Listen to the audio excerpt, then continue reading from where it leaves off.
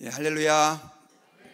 오늘은 추수감사주일입니다. 그래서 여러분들과 함께 감사에 대한 말씀을 서로 듣고 나누기를 원하는데, 특별히 오늘은 우리가 어떻게 하면 감사할 수 있는가, 그 감사의 비결을 우리가 본문을 중심으로 한번 살펴보기를 원합니다. 추수감사절이 되면 이 지구상에 있는 모든 교회가 다 감사해야 된다라고 하는 설교를 선포하고 듣습니다. 특별히 저는 이 감사에 대한 설교를 할 때 언제나 포커싱 하는 게, 강조하는 게, 비록 우리가 어렵고 힘들어도 감사해야 된다, 어떤 상황에 있다 할지라도 감사해야 된다, 이런 설교를 굉장히 많이 합니다. 그런데 안타깝게도 저도 사실 설교하고도 그럴 때가 있는데, 그렇게 추수감사절 때는 내가 감사해야 되겠다라고 결단하고 이 감사가 얼마나 중요한지를 아는데, 삶의 현장으로 가면 언제 그 설교를 듣고 언제 그런 마음을 먹었냐 싶을 정도로 감사를 잊어버리고 작은 일에 불평하고 원망할 때가 너무 많이 있습니다. 그런데 이런 것들이 인간의 습성 같아요. 특별히 여러분, 이스라엘 백성들은 하나님의 엄청난 기적으로 이 이집트에서, 애굽에서 탈출을 할 수 있었습니다. 10가지 재앙을 통해서 그렇게 탈출할 수 있었는데, 특별히 그 10가지 재앙 이후에 그들은 더 놀라운 하나님의 기적을 경험했어요. 그게 뭐냐면 홍해가 갈라져서 마른 땅으로 홍해를 건널 수 있는 그런 축복을 하나님 앞에서 경험할 수 있었습니다. 정말 이거는 상상할 수 없는 얘기예요. 200만 명이나 되는 사람이 그 바다 가운데를 지나서 건너왔다는 것은 말 그대로 기적 중의 기적이고, 그런 체험을 했다는 것만 가지고도 평생 하나님께 감사하면서 신앙생활할 수 있을 것 같습니다. 출애굽기 15장에 보면은요, 그래서 미리암이 앞서 나와 하나님 아버지 앞에서 말과 탄자를 바다로 던지신 그 하나님께 감사하면서 찬송하면서 그렇게 온 백성들이 기뻐합니다. 그런데 3일 길을, 이제 이 광야길을 걸어가는데 이 3일 동안 걸어가도 물이 나오질 않는 겁니다. 저희 고향 이집트에서, 애굽에서 가져온 그 물들은 다 떨어져 버리고 마실 물이 없자 사람들은 1명, 2명씩 탈진에 쓰러지기 시작하고, 그리고 목이 말 그대로 이 광야에서 얼마나 타올랐겠어요. 막 목이 쩍쩍 달라붙는 그런 갈증이 찾아오니까 그들의 삶 속에서 내가 언제 이런 놀라운 은혜를 체험했느냐 싶을 정도로 불평이 터져나오기 시작합니다. 하나님에게, 하나님, 그래도 애굽에 있어서는 고생은 해도 마실 물이 없진 않았는데 이게 뭡니까 하면서 백성들이 막 원망하기 시작해요. 그러다가 감사하게도 한 물을 만나게 됐습니다. 그런데 이 물을 사람들이 달려가서 너무 기뻐서 딱 마셨는데, 이 물이 썩은 물인지 아니면 다른 이유 때문인지 마실 수가 없었던 거예요. 그러다 보니까 그동안에 참고 있던 것들이 완전히 폭발해 갖고 이제는 하나님을 향하여 막 원망하고 모세를 향하여 원망합니다. 자, 3일밖에 안 됐어요. 그 홍해바다로 갈라서 건넌 지가 3일밖에 안 됐는데도 불구하고 그들은 그 기적의 하나님, 역사하시는 하나님을 잊어버리고 불평하고 원망했다라고 하는 것입니다. 하나님은 모세를 명해서 한 나뭇가지를 지명했고, 그 나뭇가지를 꺾어서 그 마라라고 나중에 불려지는 그 물에 던졌을 때 그 물이 단물이 돼가지고요, 그들이 그 물을 가지고 갈증을 채울 수 있었고 수분을 보충할 수 있었습니다. 할렐루야. 사실 홍해를 가른 하나님이 그 나뭇가지 가지고 쓴 물을 가지고 단물로 만드는 그것은 너무나 쉬운 일인데, 그럼에도 불구하고 우리가 여기서 좀 주목해 봐야 될 것은 인간들이라는 존재가 이렇게 하나님의 놀라운 역사를 체험하고도, 주님의 그 큰 능력을 체험하고도 쉽게 잊어버렸다라고 하는 것이죠. 그것은 오늘날을 살아가고 있는 우리도 예외가 아닙니다. 예전에는 하나님으로부터 놀라운 치유의 은혜를 경험하고 하나님께서 나를 사랑하신다라고 하는 것을 강력하게 경험했음에도 불구하고 많은 사람들이 이런 삶의 현실에서 불평하고 원망할 때가 너무 많기 때문에 그렇습니다. 그런데 이번 추수감사주일 때는요, 우리가 다시 한번 우리 자신을 한번 좀 돌아보면서 그냥 감사절기 때만 감사하는 그런 믿음이 아니라 정말로 주님의 그 은혜를 마음에 새기고 우리의 남은 생애 동안 언제나 감사할 수 있는 그런 축복과 그런 은혜가 있었으면 좋겠습니다. 그 마음을 담아서 오늘 본문을 가지고 저와 여러분들이, 특별히 여러분 잘 알고 있는 이 예수님 발 앞에 향유를 부은 여인은 정말 감사하는 마음을 가지고 그렇게 살 수 있었는데, 도대체 그녀가 그렇게 감사하는 마음으로 주님께 헌신했던 근거와 동기가 무엇이었는지 우리가 한번 좀 본문을 통해서 한번 살펴봤으면 좋겠어요. 그리고 이 감사하는 마음이 얼마나 중요했는지 이 예수님께서는요, 이 복음이 증거되는 곳마다 예수님 발에 향유를 부은 여인의 행동을 함께 전파하라 라고 말씀을 했어요. 십자가의 복음, 예수 그리스도께서 우리를 위하여 죽으시고 부활하셨습니다, 이 말을 하는 곳마다 뭘 전하라고요? 그 여인이 예수님 발에 향유를 부은 그 사건을 함께 전하라고 얘기를 했던 거예요. 왜냐? 그 여인의 마음 가운데는 정말로 흔들리지 않는 예수님의 은혜에 대한 감사, 하나님의 은혜에 대한 감사가 그 마음 가운데 가득했기 때문에 그렇습니다. 특별히 마태복음 26장 13절 같이 한번 읽어볼까요? 자, 우리 시작. 내가 진실로 너희에게 이르노니 온 천하에 어디서든지 이 복음이 전파되는 곳에는 이 여자가 행한 일도 말하여 그를 기억하라 하시니라. 자, 이렇게 기록되어 있죠.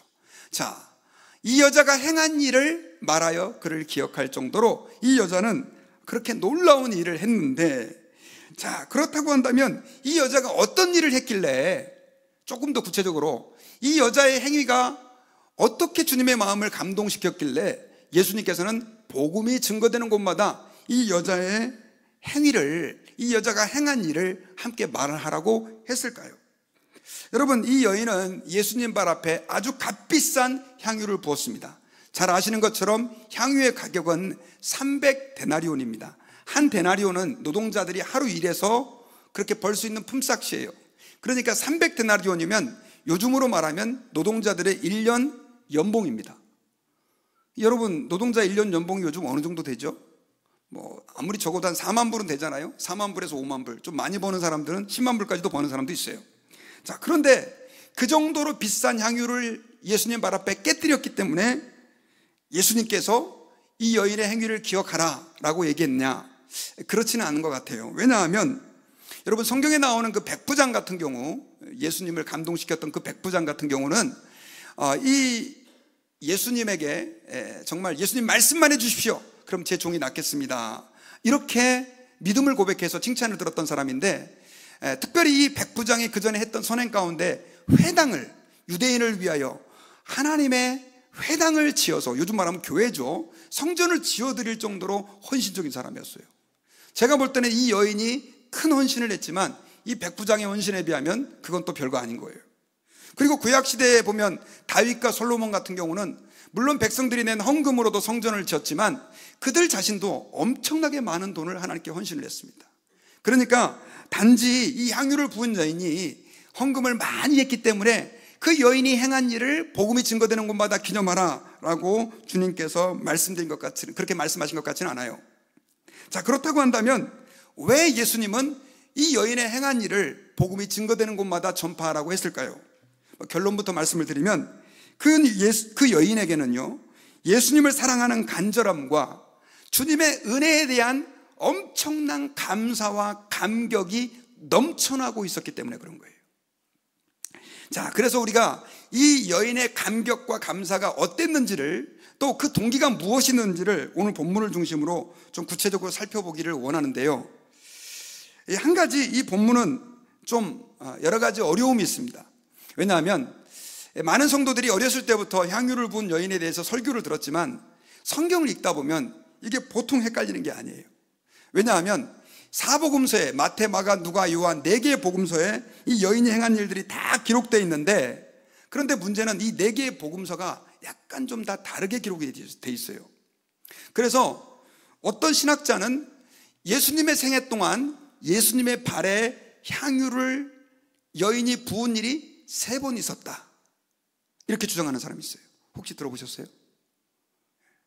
안 들어보셨어요? 예, 다행입니다. 예, 근데 3번 있었다고 주장하는 사람이 있어요. 그리고 많은 목사님들이, 또 많은 신학자들이 3번은 너무 과하고 2번 있었던 건 맞다, 이렇게 주장하는 분들도 있습니다. 자, 여러분 깜짝 놀라실 얘기죠. 혹시 2번 있다는 얘기 들어보신 분 계세요? 예, 2번 있다는 얘기도 안 들어보셨네요. 자, 2번 있다라고 얘기한 얘기는 오늘 이 누가복음 7장은 예수님의 사역 전반기에 있었던 일이고, 그리고 요한복음 12장을 보면 6월절 이틀 전에, 예수님이 십자가에서 죽으시기 이틀 전에 마리아가 예수님 발에 향유를 붓는 내용이 나오거든요. 그래서 오늘 이 누가복음 7장에는 마리아라는 이름이 안 나오고 한 여인이라고, 죄인된 여인이라고 나오니까 이건 분명히 2번 있었을 것이다 라고 추정을 하는 사람들이 있는 거죠. 그런데 한번 생각해 보세요. 예수님 발 앞에 향유를 붓고 눈물로 발을 씻고 그렇게 한 사건이 2번, 3번씩 있었다라고 보는 것이 너무 우리가 상식적으로 납득하기 어려운 부분이 많아요.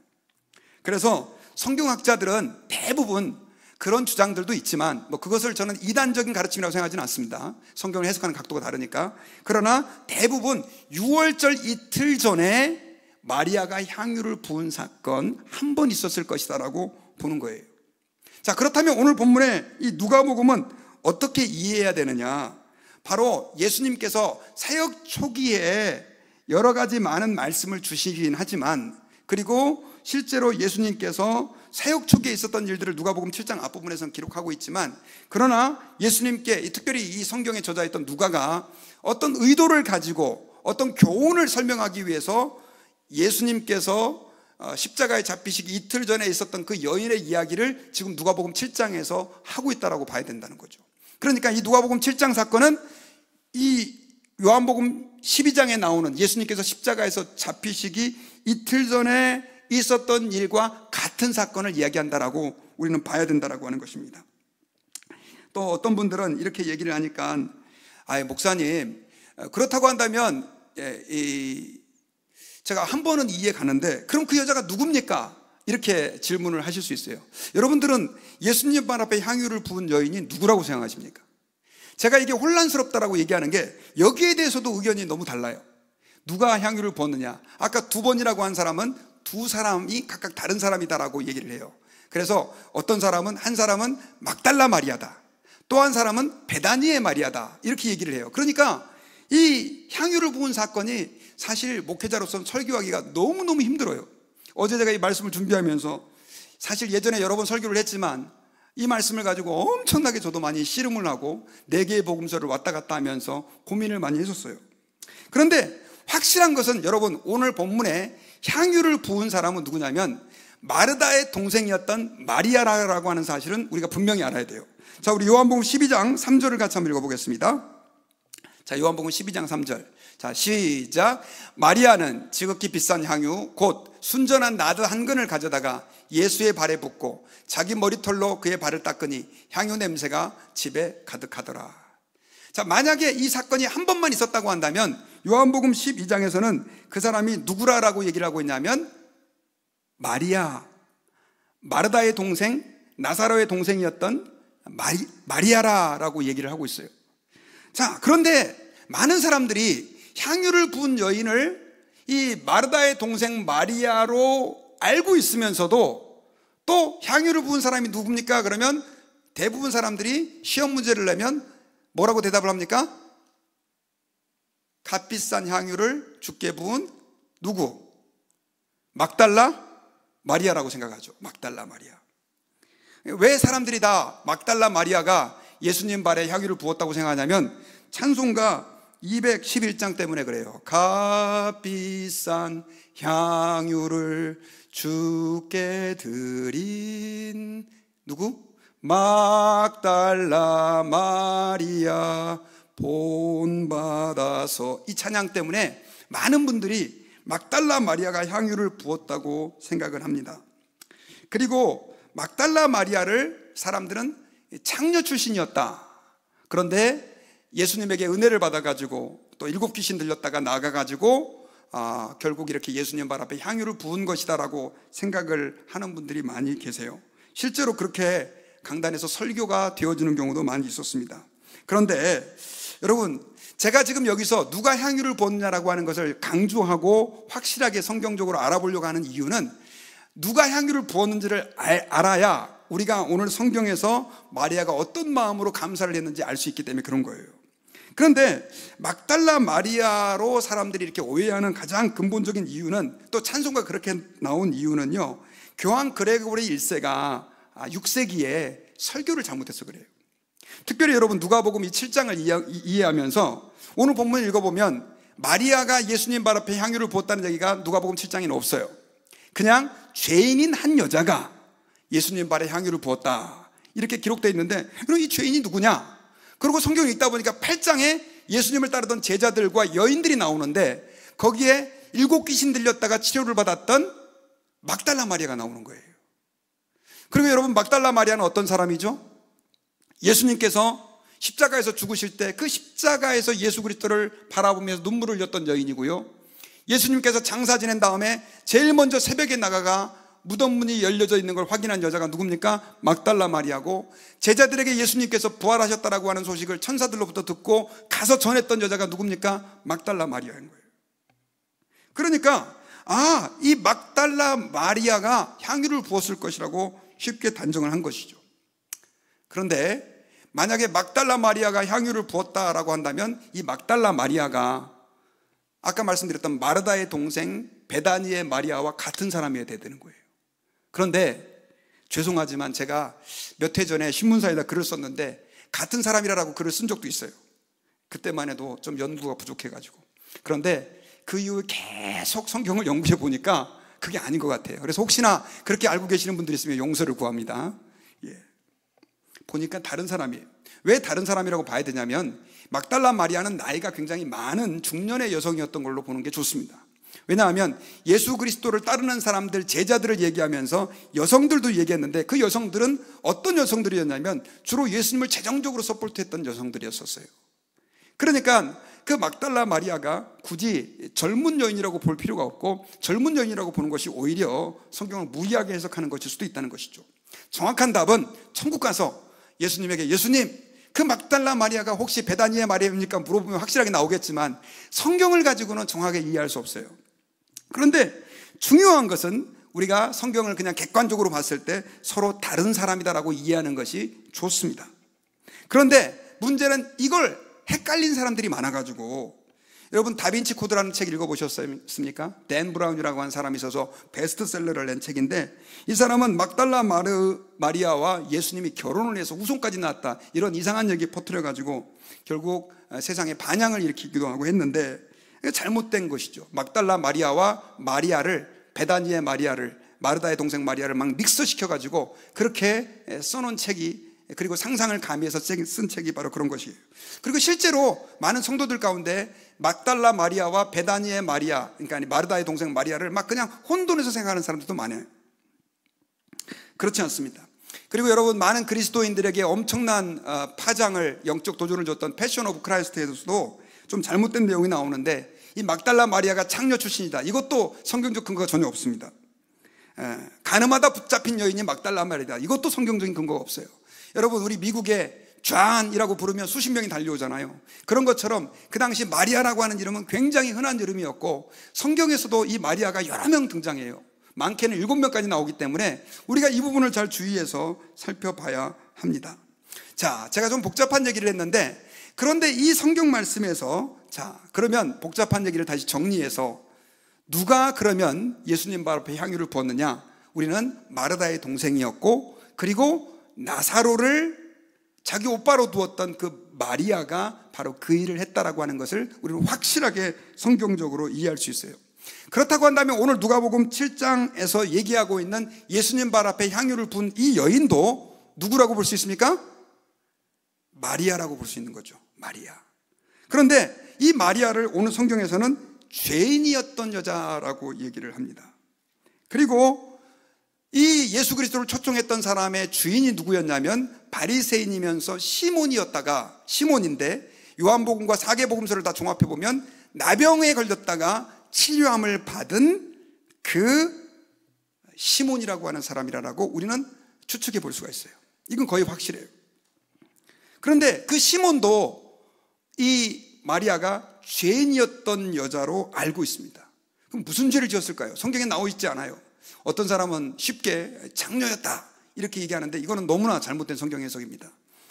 분명한 것은 어떤 죄를 지었는지 모르겠지만 동네에 소문이 날 만큼 문제의 소녀였던 사람이 바로 마리아였던 것을 알 수 있어요. 그런데 그녀가 예수님을 만났어요. 그래서 예수님의 은혜로 그 모든 죄를 청산하고 예수 그리스도께 죄 용서함을 받고 이제는 주님을 너무나 사랑하는 여인이 되었던 것을 알 수 있습니다.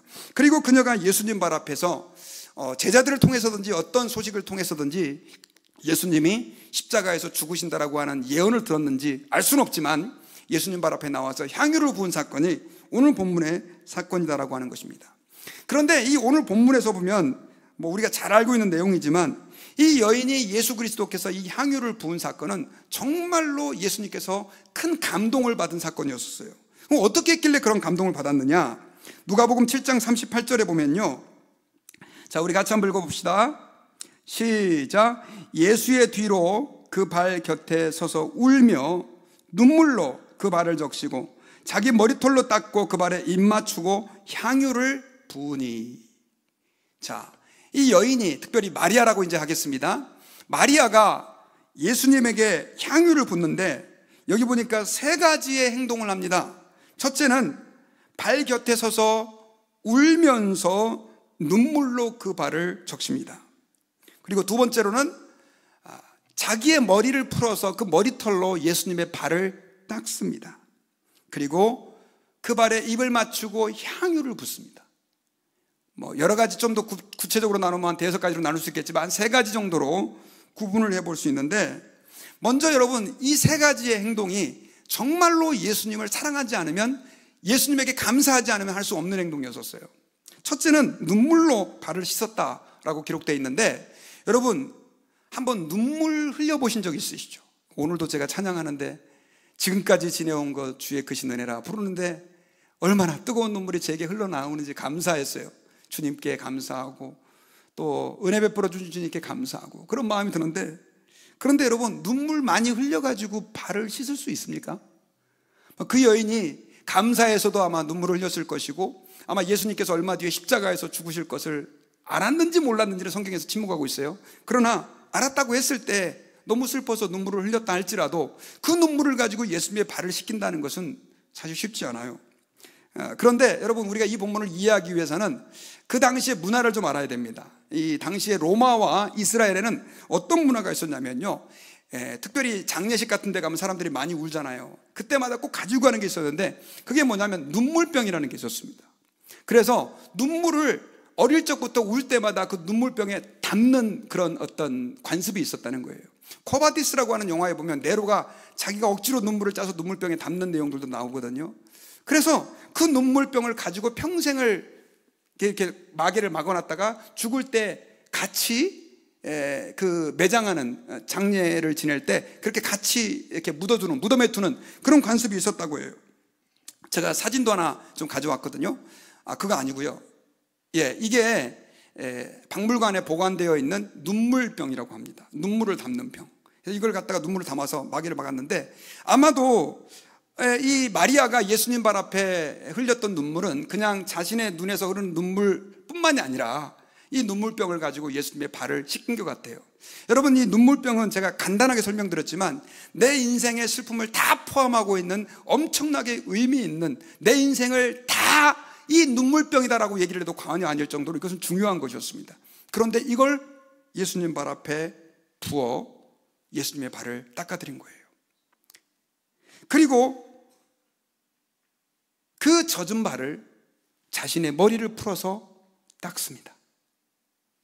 여러분, 예나 지금이나 만약에 지금 이런 일들이 있었다, 혹시 부인들 중에서 자기 머리털 갖고 남편 발 닦아보신 분 안 계시죠? 문화적으로도 맞지 않고 이상한 일이죠. 굉장히 치욕적인 느낌도 들고. 그때는 더 심했죠. 여성들이 다른 사람 앞에서 자기의 머리를 풀어헤친다는 것 자체가 굉장히 좀 불경건한 것처럼 보여지고, 그 다음에 좀 적당하지 않은 그런 행동처럼 여겨지는 그런 시대였었습니다. 그런데 이 여인은 자기의 인격이라고도 말할 수 있는 그 머리카락을 예수님 발 앞에 풀어 그 젖은 발을 닦아드리죠. 그리고 예수님 발 앞에 향유옥합을 붓는데, 성경에 보니까 그 향유옥합이 뭐라고 되어 있냐면 나드라고 되어 있습니다. 아까 제가 서두에 얘기했던 것처럼 이 나드 향유옥합은요 굉장히 비싼 거였습니다. 이 나드는 아까 제가 사진 가져왔죠. 아까 보여줬던 사진, 식물 있는 사진이 있었죠. 이게 바로 나드인데, 이 나드는 해발 3,000m 혹은 4,000m의 고산지대에서 자라는 식물이라고 합니다. 그래서 뿌리와 줄기를 말려가지고 추출한 향유인데, 이걸 갖다가 여러 개를 짜서 말리고 그리고 이렇게 말리고 가공해서 짜도 여러 식물들 가운데서 기름이 한 방울이 나올까 말까 한대요. 그러니까 이것이 그 당시에도 엄청나게 비쌌는데, 나드 자체만 해도 비쌌는데, 그 나드 기름은요, 말 그대로 말할 나위 없이 비쌌다고 합니다. 그러니까 아까 말씀드렸던 것은 요즘 값으로 치면 뭐 미니멈 4만 불에서 10만 불까지도 갈 수 있는 그 향유 옥합 하나에 그 정도로 비싼 것이 바로 이 옥합이었다고 합니다. 그리고 이 옥합은요, 어떤 경로로 마리아가 이것을 소유하게 됐는지는 모르겠지만, 그러나 보통 이 여자들이 결혼식 첫날 밤에 신랑과 함께 잠자리를 할 때 그 옥합을, 자, 오른쪽에 있는 게 옥합인데요, 이렇게 병으로 된 거를 갖다가 보통 밀랍 같은 거, 그러니까 요즘 양초의 재료로 쓰이는 것들로 봉합을 해가지고 가지고 있다가 그걸 깨트려 가지고 그걸 이렇게 여는 거죠. 그렇게 해서 향유를 자기 몸에 뿌리고, 혹은 부자들은 사랑하는 사람이 죽었을 때 그 비싼 나드를 그 시체에 뿌려서 그렇게 장례를 하기도 했다고 합니다. 그런데 이렇게 소중한 것을 이 마리아가 예수님 발 앞에 깨트린 것입니다. 자, 이러한 내용들을 우리가 살펴봤을 때 한 가지 꼭 기억해야 될 것이 있습니다. 그것은 뭐냐면, 우리가 특별히 이 여인이 얼마만큼 예수님을 사랑했기에, 이제 그림을 안 보여주셔도 됩니다. 얼마만큼 이 여인을 사랑했기에, 죄송합니다. 이 여인이 예수님을 사랑했기에, 그리고 감사했기에 이렇게 헌신할 수 있었냐는 것이죠. 그런데 여러분, 이 여인의 헌신에 대해서 이제 예수님께서 그 여인의 마음을 드러내시게 되는 계기가 생기는데, 그게 바로 뭐냐면 제자들이 그걸 비난을 한 것입니다. 특별히 요한복음 12장 4절과 5절에 보면, 제자 중 하나로서 예수를 잡아줄 가룟 유다가 말하되 이 향유를 어찌하여 300데나리온에 팔아 가난한 자들에게 주지 아니하였느냐 하면서, 이거 가난한 사람들에게 줬으면 훨씬 이익일 텐데 왜 이렇게 하지 않았냐라고 오히려 이 여인을 책망합니다. 그리고 누가복음 7장 오늘 본문에 보면요, 이 예수님을 초청한 바리새인 시몬이죠, 나병 환자였다가 치료받은 그 사람도 7장 39절에 보니까 이렇게 이 여인을 비판해요. 예수님을 청한 바리새인이 그것을 보고 마음에 이르되 이 사람이 만일 선지자라면 자기를 만지는 이 여자가 누구며 어떠한 자 곧 죄인인 줄을 알았으리라 하거늘. 불만이 생긴 거죠. 아니, 저 죄인이 저렇게 지금 하고 있는데 예수님이 선지자라면 그거 알았을 텐데 하면서 오히려 그 상황에 대해서 비판하고 그 여인의 행위를 말 그대로 안 좋은 모습으로 꾸짖어요. 그때 예수님께서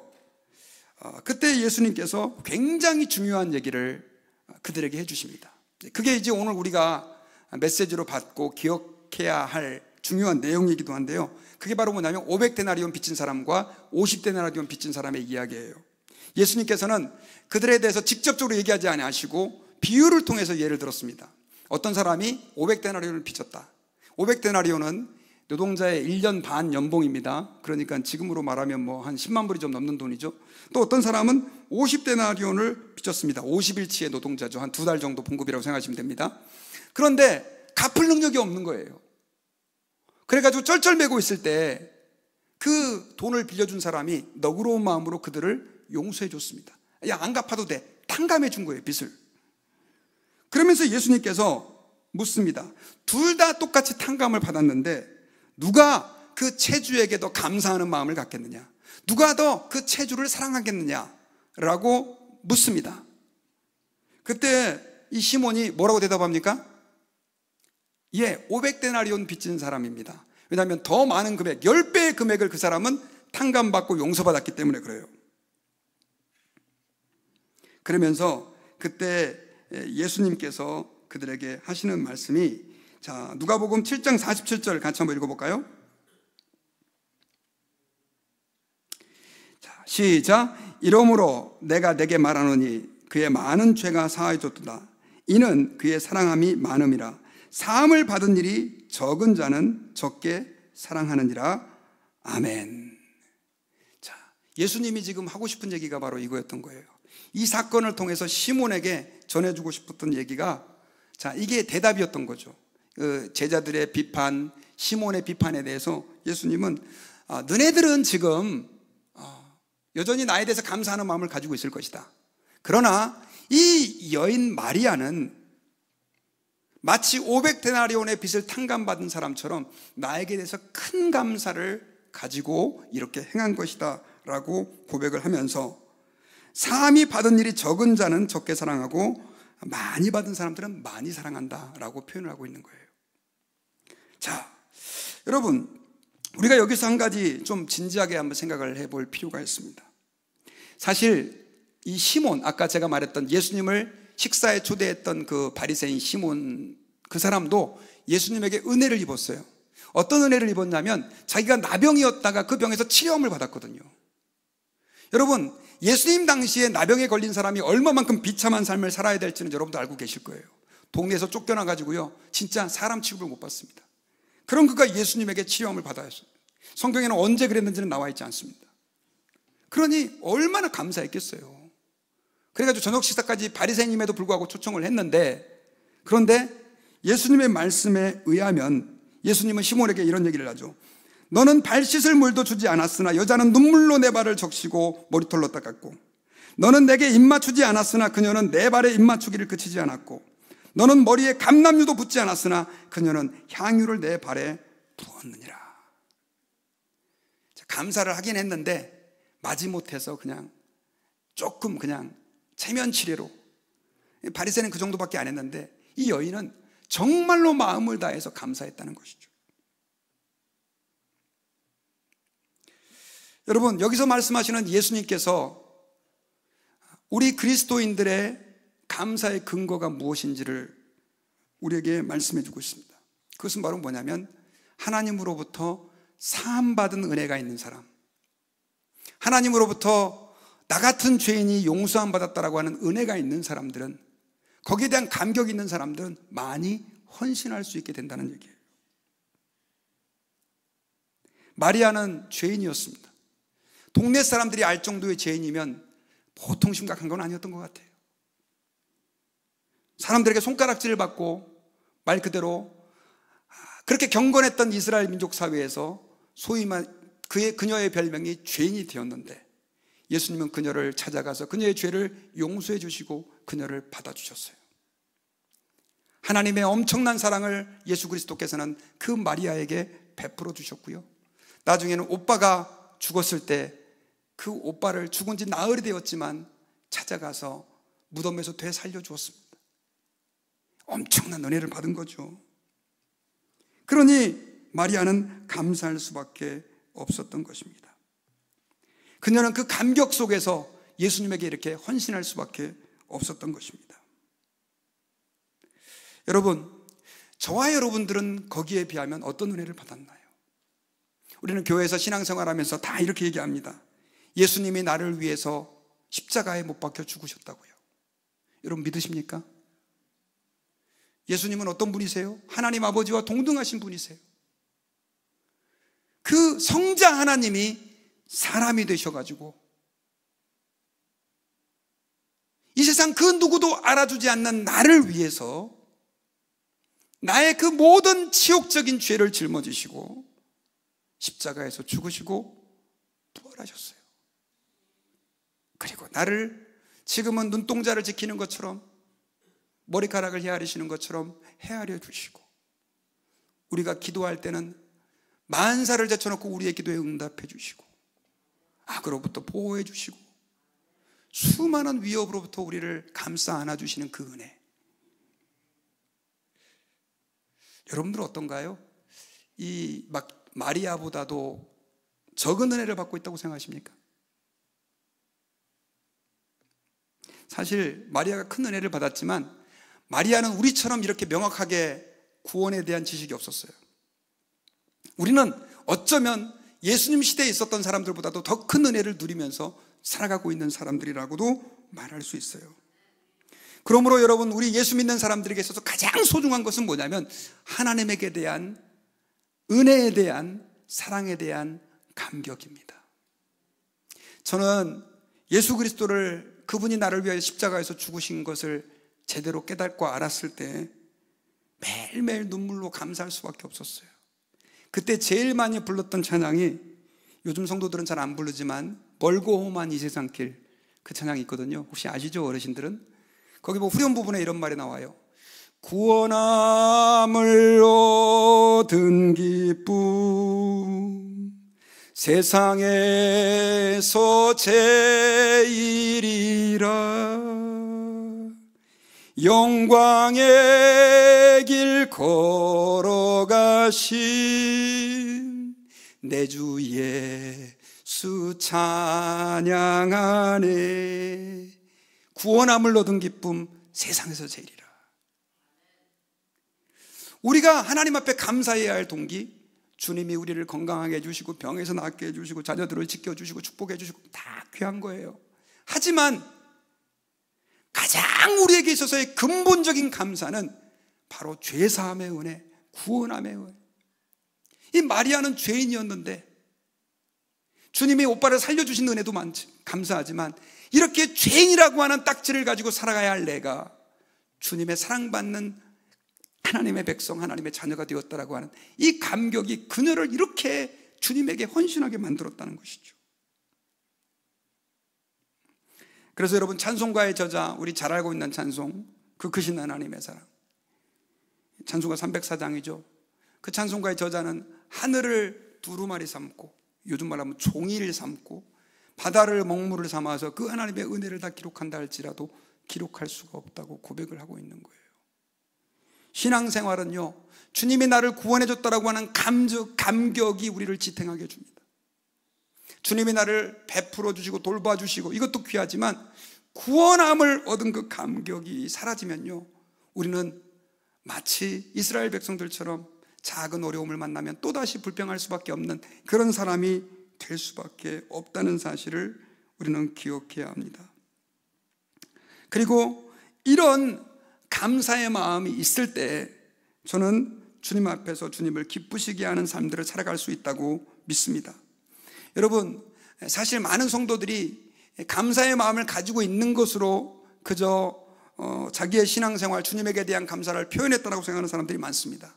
그런데 여러분, 오늘 본문을 자세히 보면 이 마리아는 주님에게 대한 감사를 가지고 있었습니다. 그런데 주님이 그 여인의 행위를 축복하시고 복음이 증거되는 곳마다 이 여자의 행한 일을 말하라고 했을 때는 그 여인의 마음에 그 감사함이 표현되었을 때는 거죠. 표현되었을 때, 예수님에게 표현되었을 때.